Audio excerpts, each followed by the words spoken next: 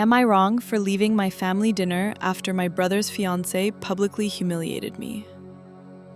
About 2 weeks ago, my boyfriend and I broke up after a difficult relationship. He struggled with severe insecurity and jealousy. He was uncomfortable with me going to the gym alone and often felt upset when other men looked at me. He also had issues with some of the clothes I wore. To his credit, he recognized these problems and started therapy, hoping to become a better partner. After many emotional conversations, we decided it was healthiest to end the relationship while he worked on himself. Even though it was the right decision, the breakup was still very fresh and painful. Throughout the relationship, I often confided in my older brother because we were very close. I knew he shared some of what I told him with his fiancée, and I accepted that because they were engaged. I believed those conversations would remain private between the three of us. One evening, my family hosted a barbecue. My parents, siblings, and several friends, including some of my brother's friends, were there. I arrived straight from the gym wearing workout clothes. As soon as I walked through the door, my brother's fiancée loudly said, "Wow, you really are single now. Look at you finally being allowed to go to the gym again," before laughing at her own joke. The entire room immediately fell silent. Everyone looked at me, waiting to see how I would react. I was so shocked that I couldn't even respond. My father quickly changed the subject to ease the tension, and I decided to ignore the comment so the evening wouldn't be ruined. Unfortunately, that wasn't the end of it. About 30 minutes later, while everyone was gathered around the food table, she looked at my leggings and said loudly, "Oh, you wore leggings to the gym? Must be nice finally being able to wear whatever you want without your ex telling you what to wear." Once again, she laughed. This time, I felt completely humiliated. I calmly corrected her by saying that I had always been allowed to wear whatever I wanted, even if my ex had struggled with insecurity. The details of my relationship were deeply personal, and no one else in my family knew about them.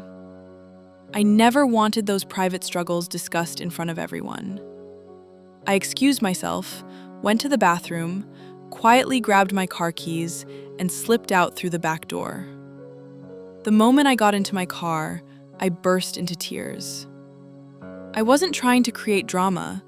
I simply couldn't stay there any longer. Later that night, I received several texts asking where I had gone and saying I had made a scene by leaving dinner. I replied to my parents explaining that I was okay, but needed some space. What hurt me most wasn't just the embarrassment.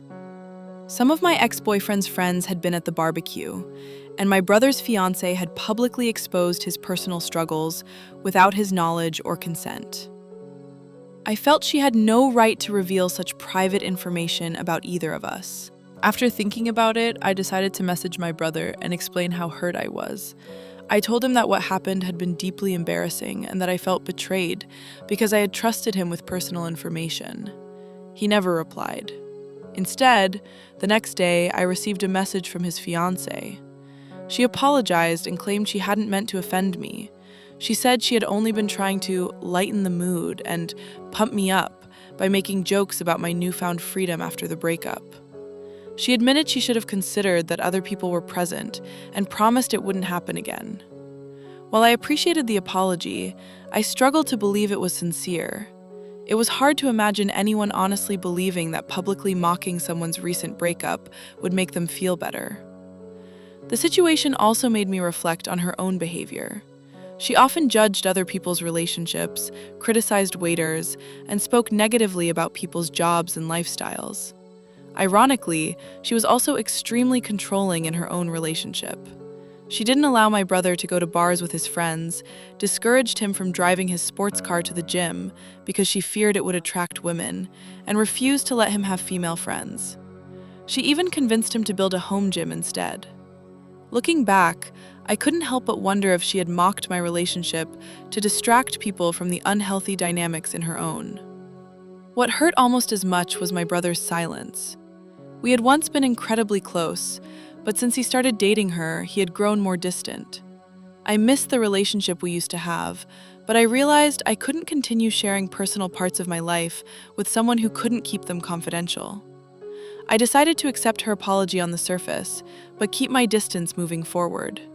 More importantly, I learned that if I need someone to talk to in the future, a therapist would probably be a safer choice than confiding in family members who might share my private struggles with others.